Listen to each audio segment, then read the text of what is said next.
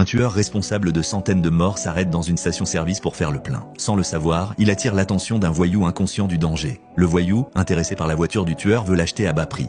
John refuse catégoriquement et s'en va. Mais le voyou n'entend pas en rester là. Durant la nuit, des aboiements réveillent John. À peine descendu, il est attaqué par surprise. Pire encore, les agresseurs tuent d'un coup de bâton le chien que sa défunte épouse lui avait laissé. À cet instant, la colère de John explose. Il prend alors un marteau et brise le sol, révélant une caisse remplie d'armes à feu de tout type, de munitions et de pièces d'or utilisées dans le milieu criminel. Pendant ce temps, le voyou conduit la voiture volée de John dans un garage pour la faire modifier. Le patron reconnaît immédiatement le véhicule. Son expression devient nerveuse et il demande s'ils ont touché au propriétaire. Le voyou répond avec fierté qu'ils ont juste tué son chien. Le patron lui assène aussitôt un coup de poing. Bien que le père du voyou soit un chef mafieux, même lui n'ose pas provoquer John. Plus tard, David appelle le patron pour savoir pourquoi il a frappé son fils. Le patron lui explique la situation. Après avoir raccroché, David descend, l'âme en peine.